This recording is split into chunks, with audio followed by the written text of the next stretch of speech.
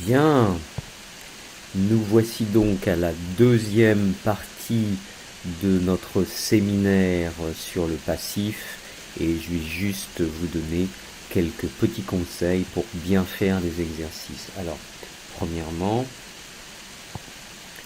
ce qu'il est important de faire quand vous avez des questions, un exercice comme ça, c'est-à-dire un exercice où on vous demande de transformer les phrases au passif quand c'est possible.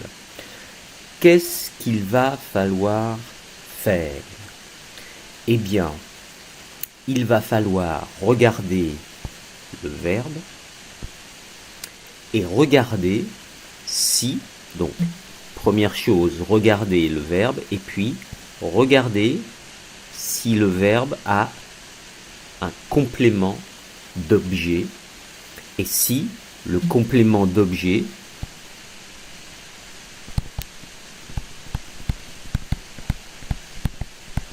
est direct ou indirect.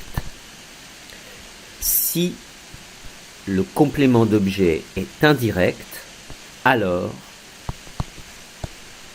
pas de transformation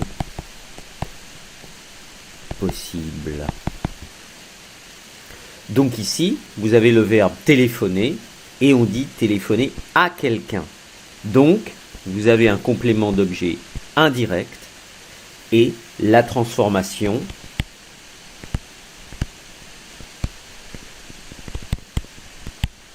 est impossible. Maintenant, qu'est-ce qui se passe à la deuxième phrase? Regardez, le verbe c'est arrêter. La construction du verbe c'est arrêter quelqu'un.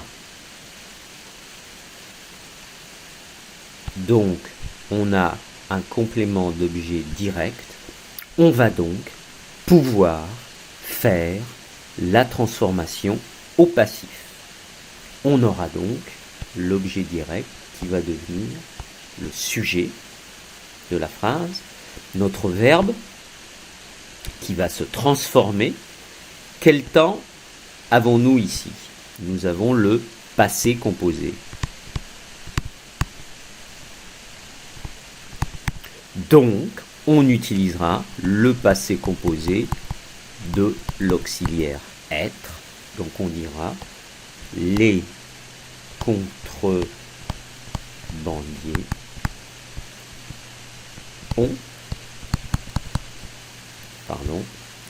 ont été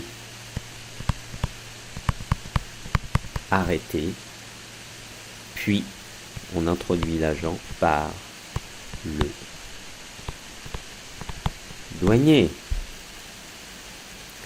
Bien. Et c'est à vous maintenant de faire les phrases restantes. Donc, observez bien la méthode que je viens de vous présenter ici. Complément d'objet direct ou complément d'objet indirect. Et puis, si vous avez un complément d'objet direct, vous transformez la phrase au passif en faisant attention de bien utiliser le temps du verbe de la phrase active et de transformer le verbe avec l'auxiliaire être et le participe passif. Bien. Regardons maintenant l'exercice suivant. Nous avons le même type d'exercice, sauf que, regardons cette première phrase. On indiquera la date de l'examen aux étudiants. Quel verbe on a? On a le verbe indiquer. Et vous voyez ici que le verbe indiquer, en fait, est un verbe à double construction. C'est-à-dire qu'on a indiqué quelque chose à quelqu'un. Donc on a à la fois un complément d'objet direct et un complément d'objet indirect.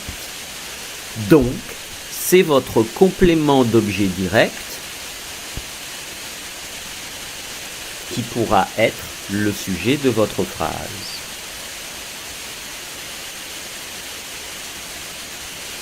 Bien. Regardons maintenant, donc à vous de faire les phrases suivantes en faisant bien attention si on a dans les phrases un complément d'objet direct. Bien. Exercice 2. Là, on vous demande de mettre le verbe ou les verbes entre parenthèses à la forme qui convient. Donc à vous de savoir si c'est forme active, forme passive ou bien se faire plus infinitif. À vous de décider. Et puis, n'oubliez pas de regarder le corrigé. À vous également de déterminer le temps qui convient. Bien. Exercice suivant. Là, on vous donne des éléments pour construire une phrase. Et puis, on vous demande de faire 2 phrases. Une phrase à la forme passive et une phrase à la forme active, comme dans l'exemple. Donc, à vous de trouver le sujet, de trouver l'objet s'il y en a un, et puis de trouver le verbe. Alors, souvent, il faut inventer un verbe. À vous de faire des phrases. Exercice 5, même chose, on utilise la forme passive avec le temps approprié. Donc, il va falloir décider ici quel temps du passé nous allons utiliser. Alors, je vous rappelle que les temps du passé que nous avons vus, ce sont le passé composé, l'imparfait et le plus que parfait. Donc à vous de décider. En ce qui concerne l'exercice 6, si vous avez une phrase à la forme active, vous la mettez à la forme passive. Et si vous avez une phrase à la forme passive, vous la mettez à la forme active. Bien. Ceci conclut donc notre deuxième vidéo pour ce séminaire. N'oubliez pas de poser des questions sur le forum de grammaire et puis également de regarder les corrigés. Je vous remercie et je vous retrouve la semaine prochaine pour un autre séminaire sur le passif. Ce sera la suite.